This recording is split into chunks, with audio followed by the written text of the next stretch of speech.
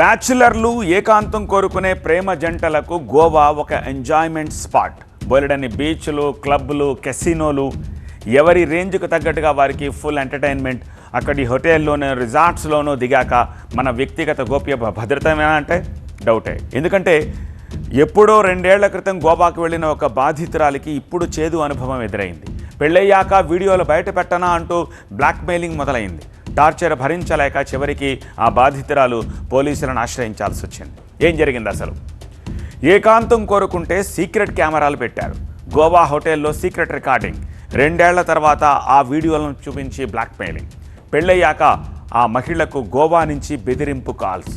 30 లక్షలు ఇవ్వాలని యశ్వంత్ అనే వ్యక్తి డిమాండ్ చేశాడు.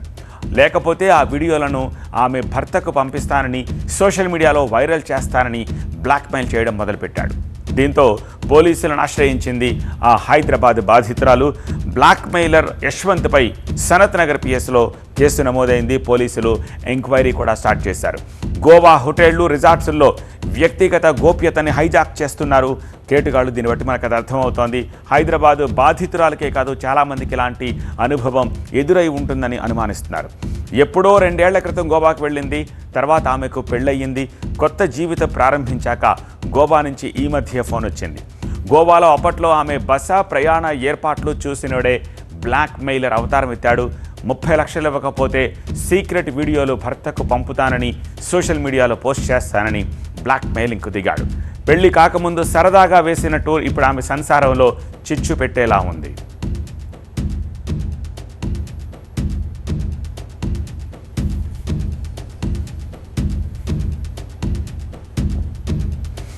హైదరాబాద్లోని ఎర్రగడ్డ ప్రాంతానికి చెందిన 35 ఏళ్ల మహిళ తన పెళ్లికి ముందు 2023లో పరిచయం ఉన్న వ్యక్తితోటి గోవాకు వెళ్ళింది.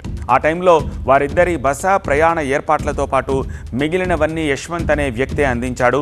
అతను గోవాలో హోటల్, సర్వీస్ అపార్ట్మెంట్ల మెయింటెనెన్స్తో పాటు కోఆర్డినేషన్ చూసుకునేవాడు కావడంతో వారికి ఎలాంటి అనుమానం రాలేదు.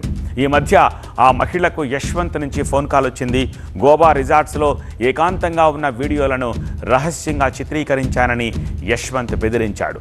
తాను అడిగినంత డబ్బు ఇవ్వకపోతే వాటిని బయట పెడతానని బెదిరింపులకు దిగాడు. గోవా టూర్ తర్వాత ఆ మహిళకు పెళ్ళయింది. ఆ వీడియోలు బయటపడితే తన సంసారం రోడ్డున పడుతుందని బాధితురాలు వేడుకున్నా సరే యశ్వంత్ బెదిరింపులు కొనసాగించాడు. అతడి టార్చర్ పెరిగిపోవడంతో మరో దారి లేక బాధితురాలు పోలీసులను ఆశ్రయించింది. ఫిర్యాదుతో కేసు నమోదు చేసుకున్న సనత్ నగర్ పోలీసులు గోవాలో జరిగిన ఈ ఘటనకు సంబంధించి సాక్ష్యాల సేకరణతో పాటు నిందితుడి ఆచూకీ కనిపెట్టే పనిలో ఉన్నారు.